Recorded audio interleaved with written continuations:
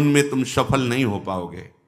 व्यभिचार व्यक्ति का सर्वनाश कर देता है। 20 वर्ष या 22 वर्ष की अवस्था तक तो सबको, जो भी बच्चे हैं उनको शिक्षा देनी चाहिए, ब्रह्मचर्य का ही पालन करें। बहुत सुंदर खेती गेहूं की लहलहाती हुई है, और देहाती भाषा में उसे गलेत कहते हैं। गलेत मतलब बाली निकलने को है।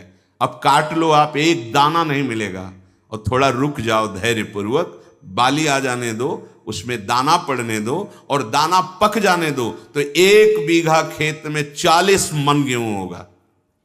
ऐसे ही जो आप 13-14 वर्ष की अवस्था से आपके अंदर परिवर्तन होता है, एक भोगाकर्षण होता है सबके अंदर जो इस भूमि में जन्मा है, या भगवान या भगवत प्राप्त महापुरुष कारक पुरुष, उसकी बात तो अलग है। अन्यथा जो भी जन्मा है, जहां 12, 13, 14 वर्ष की अवस्था होती है, तो काम वेदना जागृत होने लगती है। मन एक अलौकिक आकर्षण, भोगाकर्षण की तरफ भागने लगता है। एक चाह होती, कोई हमारा ऐसा दोस्त हो, कोई हमारा ऐसा प्यारा हो जिसको हम अपना जीवन समर्पित करें। ऐसा होता है, एक वो माया का ऐसा आकर्षण होता है।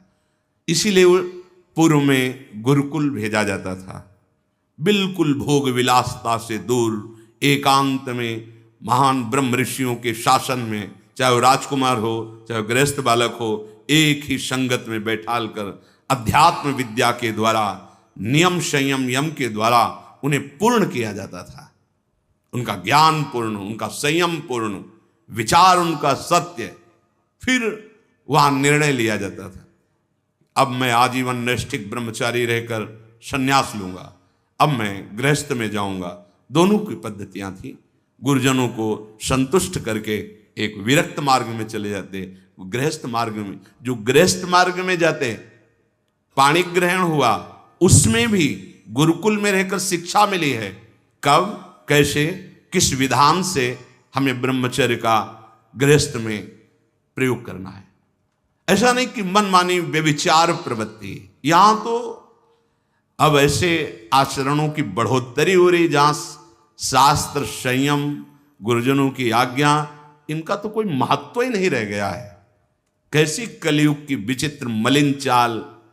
जिस अवस्था में असंग रहकर विद्या का अध्ययन करना, स्वास्थ्यवर्धक चेष्टाएं करके स्वस्थ होना, समाज सेवक, देश सेवक, परिवार को सुख पहुंचाने वाला आचरण, अध्यात्म विद्या का ज्ञान, वहां छोटे से ही भोग वासना प्रवृत्ति की बढ़ोतरी, वो दोस्ती, विपरीत भावनाएं, व्यसन।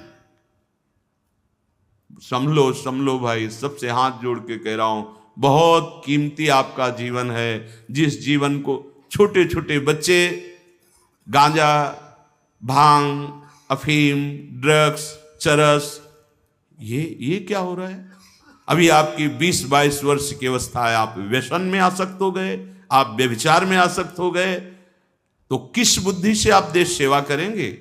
किस बुद्धि से आप अपना उद्धार या अपने परिवार को सुख पहुंचाएंगे? ब्रह्मचर्य जीवन है, ब्रह्मचर्य जीवन है।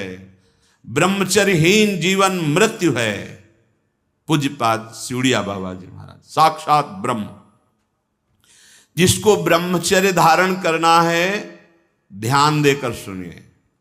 सबसे पहला कार्य उसकी दिनचर्या में, चाहे बच्चा हो, चाहे जवान हो, या जो कोई भी हो, सूर्य उदय के पहले रात्रि के चौथे प्रहर में ही जाग जाना चाहिए।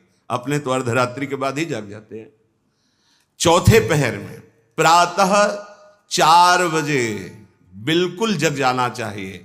और जो 8-10 बजे तक सोता है, वो कोई भी हो, ब्रह्मचारी रह ही नहीं सकता, ब्रह्मचर्य रह ही नहीं सकता।